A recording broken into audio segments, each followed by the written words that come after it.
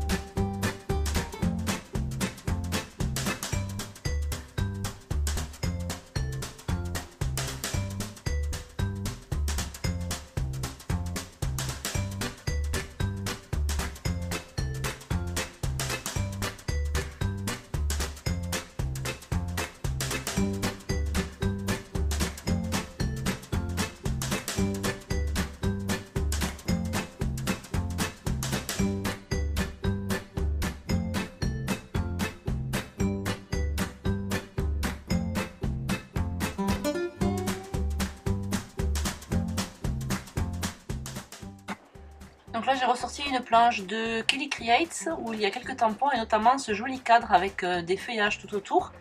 Et donc ce tampon va me servir de base pour faire ma carte de titre. Et donc je vais venir coloriser avec de l'aquarelle de chez Prima. Je vous mets comme d'habitude le lien de cette palette. Parce que là je sais plus laquelle c'est, je me demande si c'est pas la tropicale. Voilà, donc j'utilise du vert et après le rouge, je sais plus si j'ai fait un mélange ou le rouge était assez ressemblant avec la petite pomme que j'ai détourée et le papier, du coup ça allait plutôt pas mal. En fait à vrai dire je sais plus ce que j'ai fait. Bon écoutez, je vais me taire, si c'est pour dire des bêtises Perrine, c'est pas la peine.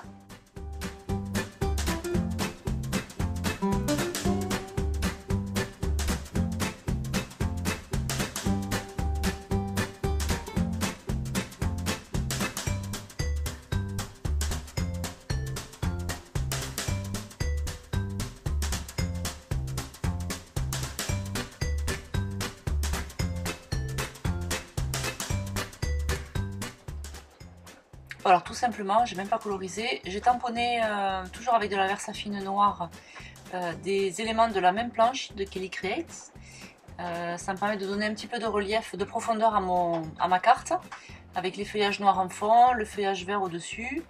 Et ensuite je vais venir écrire à main levée comme ça le mot semaine. Et en dessous je vais utiliser un tampon pour mettre la semaine 12.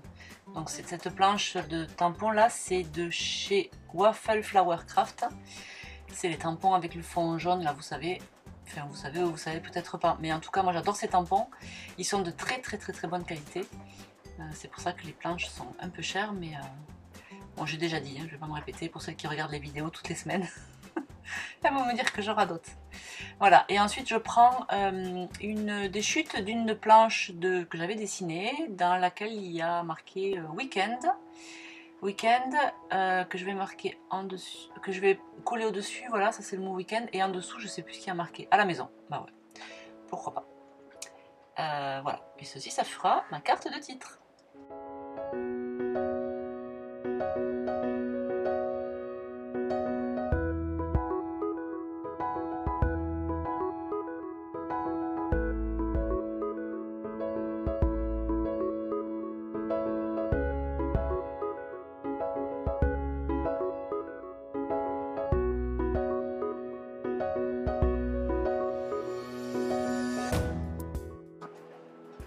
Et je continue à tamponner toujours mes petits feuillages de la même planche de Kelly Creates.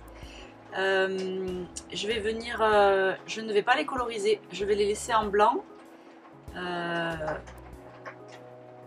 pour apporter un petit peu de luminosité, pour pas surcharger parce que c'est déjà un peu haut en couleur.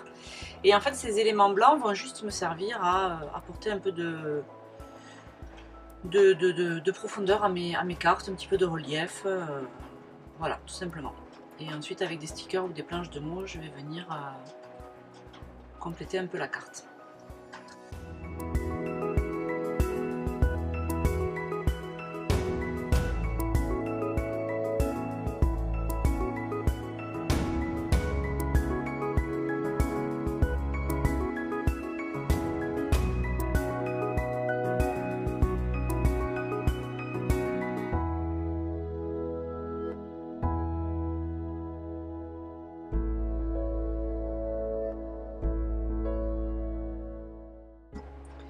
Alors quand on fait du PL en 15 par 30, ce que je disais au début, c'est que c'est chouette parce que c'est des petits formats et donc on remplit vite et la page prend peu de temps à monter et ça c'est plutôt sympa.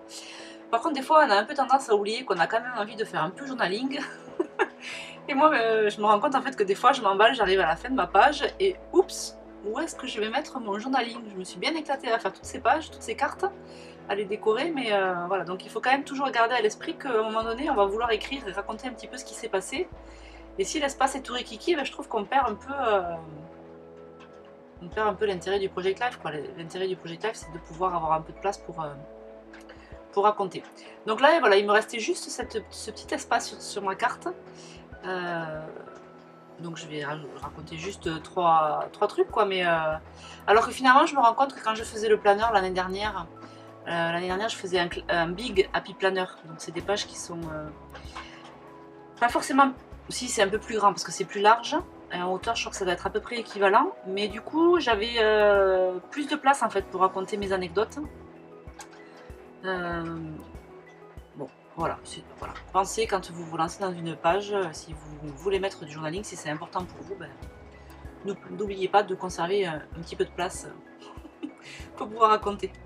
Ben voilà, on arrive au terme de cette vidéo, donc je vais finir en découpant du papier en 15 par 30 en 10 par 15 pardon, pour venir mater ma photo du haut, et puis là je vais finir cette carte.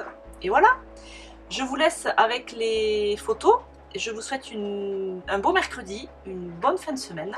Il y a plein de nouveautés qui arrivent en boutique demain et vendredi, et puis à très bientôt pour la suite.